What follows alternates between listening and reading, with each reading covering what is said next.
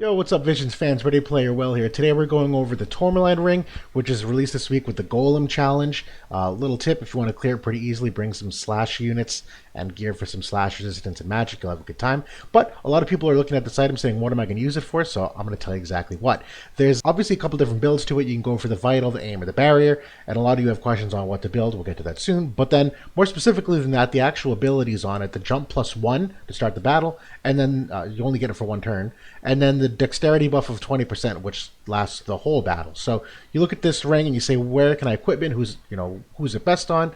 And I want you to think bigger than that. There's really three important things that this does.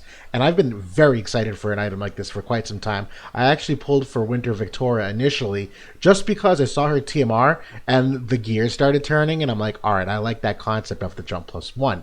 Well, the three major benefits of an item like this: number one, it really affects the potential tank movement and the pathing ramifications and how they traverse the battlefield to really get from point A to B in the fastest way possible.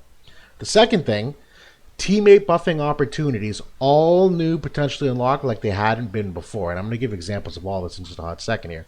And the third, you're going to get a crit rate boost and an accuracy boost because of the dexterity, and I actually have the math for that. So got some good stuff here. So the first thing, the tank movement and the pathing ramifications. So I want you to think back to the Guild War with the Mines map. And there's essentially three slots here, and this is the middle slot.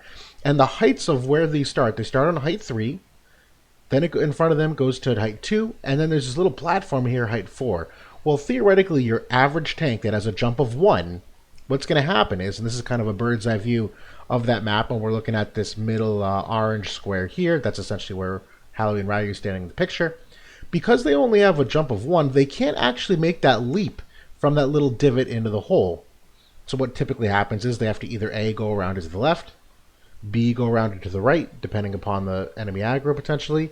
But with the new Tourmeline ring, since an average unit with a jump of 1 is going to have a jump of 2, they can actually just go straight ahead. And so they can make that jump between that hole and the little upswing. And so what that means is they're going to be effectively like one lane ahead than where they were formerly. That actually kind of means a lot.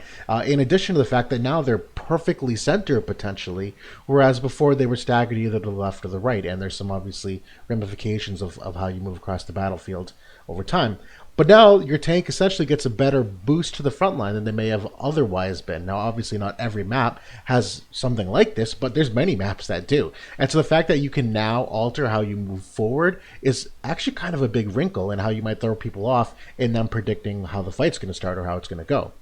Second thing here, when we talk about teammate buffs, and if you think back to the Graveyard 3 map image, we had it in class match about a month ago. By default in the guild stage, this is where slot 2 and slot 3 are, and basically they start on their own platforms. And it's a height 3, jumps down to 1, and then another height of 3. So if you have a jump of 1, you can't actually make it across. You need a jump of 2. Well, guess what? The Tourmeline ring does that. So formally, what would likely happen here with Fred and Cloud as pictured is that Fred on her first turn would likely move 3 spots ahead and probably do aimed fire either on herself or Bells. The second thing, Cloud would move 3 spaces, and really and truly, unless there's hate way over here across the map, on their first turn, they're not actually going to be in range of each other to self-buff each other or teammate buff each other. And at that point, most people are already in striking distance of sharpshoot, so you never get that opportunity. But with the Tourmeline ring, things change. Fred can literally go right over to Cloud, give him aimed fire. He will then give her Soldier's Honor, and immediately to start that fight, Cloud gets a DPS buff because he has the aimed fire buff, and likewise that Fred now all of a sudden will get extra AP upon critical hit. Completely changes the profile of A, the reliability of how they move forward, how they attack, but B, also the relative strength of them to start the fight, where they might have individually got those buffs but not together, and now they do. So that's a pretty big difference in how you start a team fight. And when we talk about the third thing, it's the dexterity, 20%. It's an accuracy buff and a crit rate buff, essentially. And you ask, well, how much? I've done the math. It's all our URs and a couple MR EX units. So the long story short, average unit gives about 5% accuracy because of the amount of dexterity that it gives them to their base amount. So figure extra 5%, by and large, give or take a percent. And the crit rate is mostly 9 to 10%, a couple of the 8%ers there on the lower end of the spectrum. When you put this ring on someone, they're going to get an extra 5% accuracy and roughly about an extra 9% crit rate overall. So when you're looking at the builds, what do I build? Well, it essentially comes down to, me personally, either the aim build or the barrier build. There's really no claim for the final.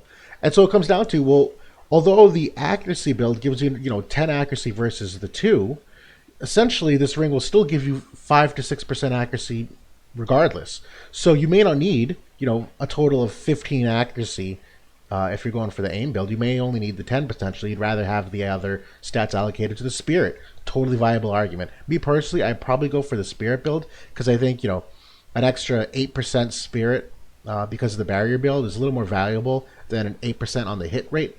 If only because there's other ways you can build your hit rate and whatnot. But yeah, I'm going with the barrier build by and large. Hopefully this is informative, though, that you guys enjoyed it. And good luck with the golem raid and equipping this and having some fun with it. I'll see y'all later.